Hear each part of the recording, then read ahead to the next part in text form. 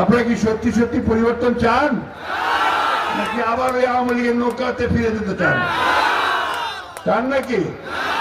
তাহলে কিন্তু ওই যেমন 5ই আগস্ট সবাই মিলে রাস্তায় নামছিলেন, তাহলে আবারও সেই মতো ঐক্যবদ্ধ হয়ে রাস্তায় নামতে হবে।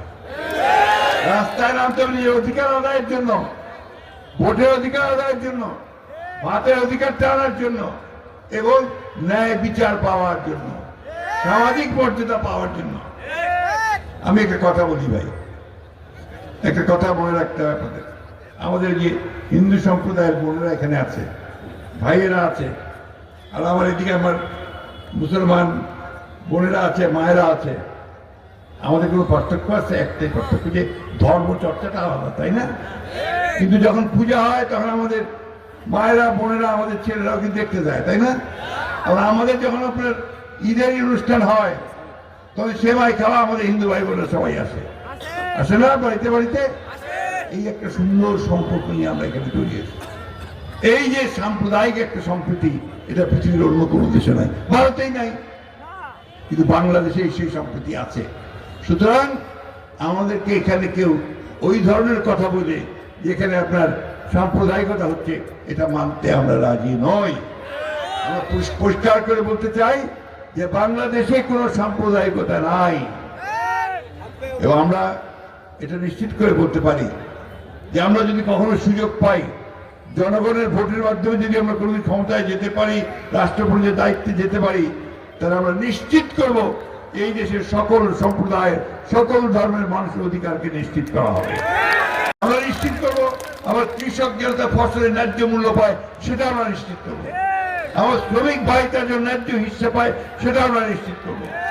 আর বিনা কারণে ওই গায়েবী মামলা, এটা যেন আর কোনোদিন না হয়। বিনা কারণে মানুষকে হত্যা করা, গুম করা, এটা যেন আর বাংলাদেশে কোনোদিন না হয়। বন্ধুগণ, আজকে অনেক কিছু শুরু হয়েছে। আমাদের কিছু কিছু মানুষ এখন বিভিন্ন রকম কথা বলতেছে, এই কথাগুলো বলা বন্ধ করেন। বিশেষ করে যারা দায়িত্বশীল জায়গায় আছেন, তারা ভুল কথা বলে, উত্তেজনামূলক কথা বলে, বিভ্রান্তি ছড়ায়, দেশের মানুষকে আর বিভ্রান্ত করবেন না। অনেক হয়েছে, আমরা অনেক কষ্ট করেছি, অনেক রক্ত দিয়েছি এবং অনেক আমরা কষ্ট ভোগ করেছি।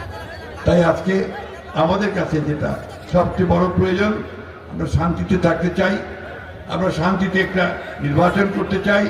সেই নির্বাচনে আমরা ভোট দিয়ে আমাদের যাকে পছন্দ তাকে আমরা নির্বাচিত করতে চাই, এবং তারা আমাদের সরকার ব্যবস্থার পরিবর্তন আনবে, চুরি চামারি বন্ধ করবে, দুর্নীতি বন্ধ করবে, ঘুষ বন্ধ করবে, গুন্ডাবাজি বন্ধ করবে, দখলদারি বন্ধ করবে।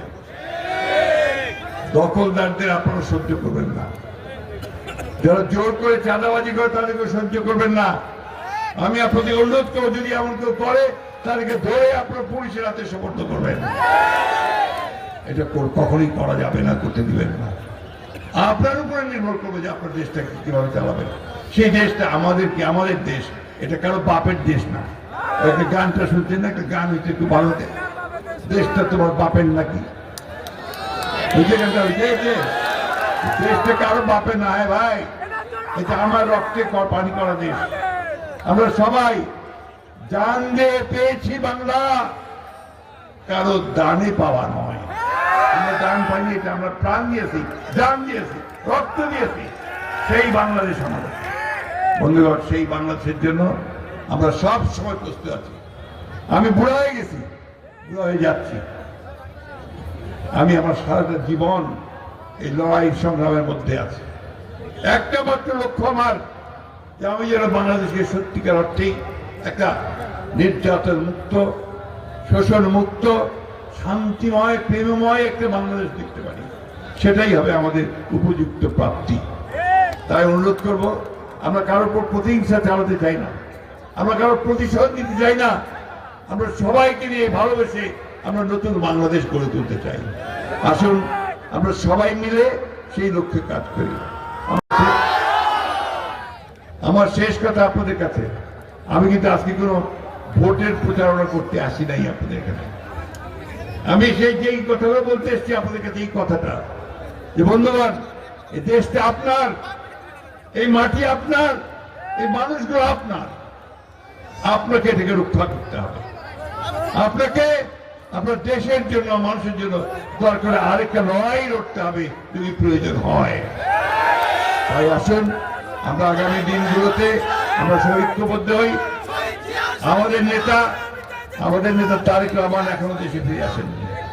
আমরা চাই যে তিনি অতি দ্রুত আমাদের মাঝে ফিরে আসুক। যারা যারা বাইরে আছেন তারা সবাই ফিরে আসুক। দেশনেত্রী বেগম খালেদা জিয়া চিকিৎসার জন্য যাবেন, তিনি সুস্থ হয়ে আসুক। আমরা সবাই একজোটে একসাথে এই বাংলাদেশকে সত্যিকার অর্থেই একটা স্ট্রেঞ্জার আমাদের যে স্বপ্ন, সেই সুন্দর স্বপ্নময় দেশ, একটা গণতান্ত্রিক দেশ, একটা বহুদলীয় গণতান্ত্রিক দেশ, একটা ভবিষ্যতে আরো উন্নতি করব সেই আশার একটা দেশ তৈরি করতে চাই।